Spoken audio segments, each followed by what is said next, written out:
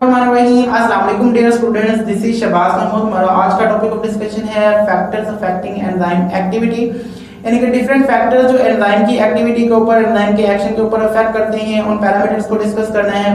उन पैरामीटर्स में हमारे पास आ जाते हैं concentration of enzyme, concentration of substrate, temperature, pH, inhibitors.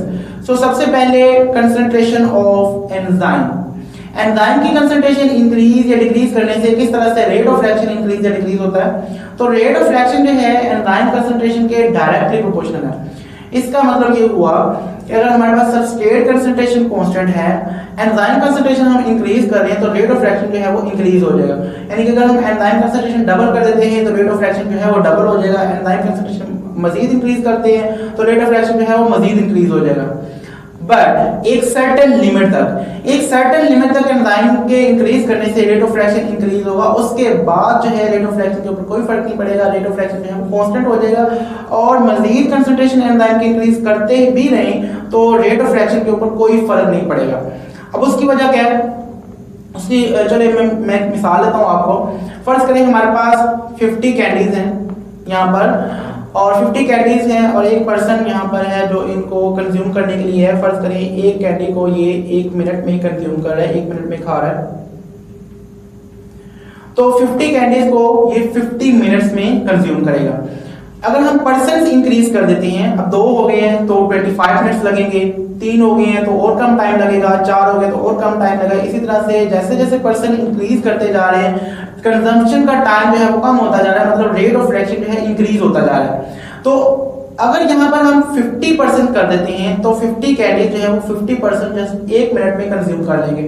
But 50 के बाद अगर हम मजीद परसेंट इंक्रीज करते हैं तो रेट ऑफ रिएक्शन या रेट ऑफ कंजम्पशन इंक्रीज अब नहीं होगा। उसकी वजह ये है कि उस यहाँ पर तो कैंडीज ही खत्म हो गई हैं, अब तो कैंडीज ही नहीं है। तो जितने मर्जी परसेंट आप इंक्रीज कर लें, अब 50 से 100 ले जाएं, 100 से 200 ले जाएं, रेट ऑफ रिएक्शन या रेट ऑफ कंजम्पशन जो है वो 1 मिनट ही रहेगा। यानी कि ओवरऑल 1 मिनट लगना ही लगना है, उससे ज्यादा जो है वो, क्योंकि शर्त ये थी कि एक पर्सन एक टाइम में एक कैंडी खाएगा और 1 मिनट में खाएगा, ठीक है। तो इस तरह से 50 तक इंक्रीज किया तो रेट ऑफ रिएक्शन इंक्रीज हुआ, उसके बाद इंक्रीज नहीं होगा। इसको आप इस तरह से एंजाइम से कंपेयर कर ले पर्सन को, और ये हमारे पास जो है ये सबस्ट्रेट से कंपेयर कर ले। तो एंजाइम कंसंट्रेशन इंक्रीज करने से रेट ऑफ रिएक्शन इंक्रीज हुआ, लेकिन तब तक जब तक सबस्ट्रेट अवेलेबल है। 50 के 50 सबस्ट्रेट जब कंज्यूम हो गए तो उसके बाद जो है रेट ऑफ रिएक्शन इंक्रीज नहीं होगा। हम जितने मर्जी एंजाइम इंक्रीज कर लें, रेट ऑफ रिएक्शन जो है वो कांस्टेंट हो जाएगा। इस डायग्राम में देखिए कि किस तरह से रेट ऑफ रिएक्शन जो है वो इंक्रीज हुआ शुरू में, उसके बाद कांस्टेंट हो गया, ठीक है। कांस्टेंट हो गया मतलब यहाँ पर तमाम के तमाम सबस्ट्रेट जो है जो अवेलेबल थे वो अब एंजाइम ने कवर कर लिए, ठीक है। तो इस तरह से अब रेट ऑफ रिएक्शन जो है वो इंक्रीज नहीं होगा। हम मजीद अगर एंजाइम कंसंट्रेशन इंक्रीज करें तब भी रेट ऑफ रिएक्शन इंक्रीज नहीं होगा। सबस्ट्रेट कंसंट्रेशन बिल्कुल वही केस है जैसे एंजाइम कंसंट्रेशन में हमने पढ़ा कि रेट ऑफ रिएक्शन जो है वो डायरेक्टली प्रोपोर्शनल है। अगर हमारे पास एंजाइम कंसंट्रेशन इस वक्त कांस्टेंट है, एंजाइम कंसंट्रेशन हमारे पास एक स्पेसिफिक अवेलेबल है, उसके बाद अगर हम सबस्ट्रेट कंसंट्रेशन को इंक्रीज करते हैं तो रेट ऑफ रिएक्शन जो है इंक्रीज होगा, बट एक सर्टेन लिमिट तक। कब तक? जब तक हमारे पास एंजाइम्स मौजूद है। यानी कि अगर हमारे पास अब पिछली मिसाल को लें, यहाँ पर जहां पर हमने 50 कैंडीज कही थी, तो 50 कैंडीज को आप सबस्ट्रेट से ही एंजाइम से कंपेयर कर लें। तो अगर हमारे पास एंजाइम 50 है, अब सबस्ट्रेट कंसंट्रेशन इंक्रीज करते जा रहे हैं, तो क्या होगा, एक वक्त आएगा कि तमाम के तमाम एंजाइम जो हैं वो कवर अप हो जाएंगे। उसके बाद अगर हम सबस्ट्रेट कंसंट्रेशन इंक्रीज करें तो रेट ऑफ रिएक्शन इंक्रीज नहीं होगा। उसकी वजह क्या है कि एंजाइम ही अवेलेबल नहीं है, ठीक है। इस मुकाम को हम कहते हैं सैचुरेशन पॉइंट। जब तमाम एक्टिव साइट जो है एंजाइम की कवर हो जाती है, उस मुकाम को हम सैचुरेशन पॉइंट कहते हैं। सैचुरेशन पॉइंट के बाद जो है enzyme concentration substrate concentration increase करने से रेट ऑफ रिएक्शन इंक्रीज नहीं होता, ठीक है।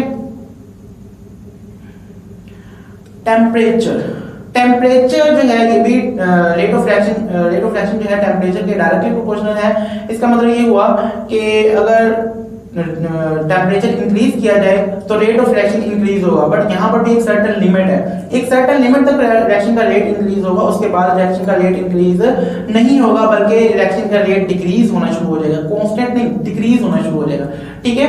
तो टेम्परेचर के इंक्रीज से रेट ऑफ रिएक्शन इंक्रीज होता है, बट सर्टेन लिमिट तक। एंजाइम जो है एक खास टेम्परेचर पर जो है वो मैक्सिमम वर्क करते हैं। उस खास टेम्परेचर को हम ऑप्टिमम टेम्परेचर कहते हैं, और ऑप्टिमम टेम्परेचर हमारी बॉडी के लिए जो है 37 डिग्री सेल्सियस है। इस टेम्परेचर पर हमारी बॉडी में तमाम एंजाइम जो है वो बेस्ट वर्क करते हैं। इससे ज़्यादा टेम्परेचर करें तब भी नहीं करेंगे बेस्ट वर्क, उससे कम टेम्परेचर करें तब भी वर्किंग जो है स्टॉप या भी कम हो जाएगी। ठीक है, अब टेम्परेचर किस तरह से एंजाइम का टेम्परेचर के इंक्रीज करने से किस तरह से रेट ऑफ रिएक्शन इंक्रीज होता है। देखिए, टेम्परेचर जो है वो मॉलिक्यूल्स को एक तरह से एनर्जी प्रोवाइड करता है, जिसकी वजह से उनको एक्टिवेशन एनर्जी हासिल करने में जो है वो आसानी होती है। टेम्परेचर के इंक्रीज करने से क्या होता है, मॉलिक्यूल्स जो हैं वो उनकी कोलाइड करने की एबिलिटी या उनकी वाइब्रेशन जो है वो ज्यादा हो जाती है। जैसे जैसे टेम्परेचर इंक्रीज होता है वाइब्रेशन ज्यादा होती जाती है, कोलिजन ज्यादा होती जाती है, एक्टिवेशन एनर्जी अटेन करने वाले मॉलिक्यूल्स की तादाद ज्यादा होती जाती है।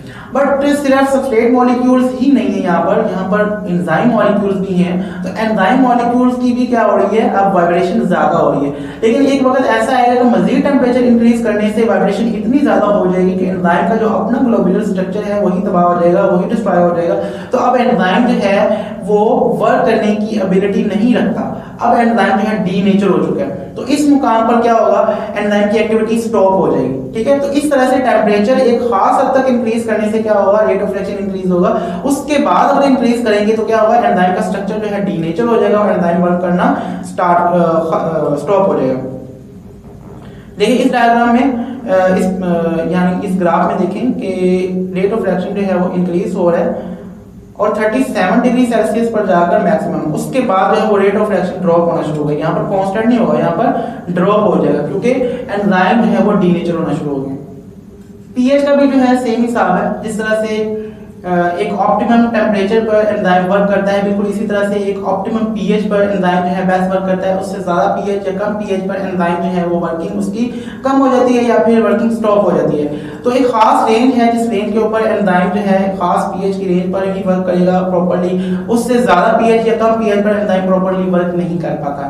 आपको पता है पीएच जो है ये हाइड्रोजन कंसंट्रेशन होती है। हाइड्रोजन कंसंट्रेशन ज्यादा या कम होने से क्या होता है, बेसिकली हाइड्रोजन आयंस यानी कि आयंस की कंसंट्रेशन, तो आयंस की कंसंट्रेशन ज्यादा या कम होने से क्या होगा, जो एक्टिव साइड है वहां पर जो आयंस हैं यानी कि वहां पर जो चार्जेस हैं उनकी जो कंसंट्रेशन है वो डिस्टर्ब होगी, यानी कि अमाइनो एसिड जो वहां पर जो पड़े हुए हैं उनकी आयनाइजेशन जो है वो डिस्टर्ब हो जाएगी। उस आयनाइजेशन के डिस्टर्ब होने की वजह से वहां पर जो एक्टिव साइट का स्ट्रक्चर है उसकी शेप चेंज हो जाएगी, और शेप चेंज होगी तो इसका मतलब ये हुआ कि एंजाइम की वर्किंग जो है वो स्टॉप हो जाएगी, एंजाइम डीनेचर हो सकता है। इस तरह से पीएच के इंक्रीज या डिक्रीज करने से एंजाइम जो है वो वर्किंग स्टॉप हो जाएगी उसकी, या फिर उसकी वर्किंग स्लो हो जाएगी। ठीक है, तो एक एंजाइम एक खास पीएच पर ही वर्क करता है और एक खास पीएच पर ही उसकी एक्टिविटी मैक्सिमम होती है। उस पीएच को हम कहते हैं optimum pH.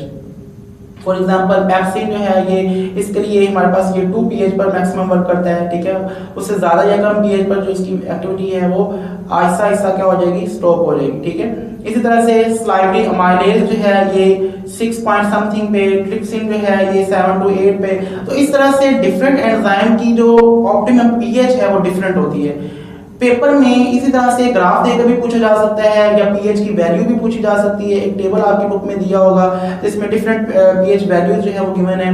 For example pepsin जो है वो 2 पर मैक्सिमम वर्क करता है, एंटीरोकाइनेज 5.5 पर, कैटालेज 7.6 पर, पैंक्रियाटिक लाइपेज जो है 9 पर, आर्जिनेज 9.7 पर। तो ये सारी वैल्यूज जो है आप एमडीकैट के लिए जो है लाजमी याद रखिएगा, यहाँ से एमसीक्यू आ सकता है। ठीक है,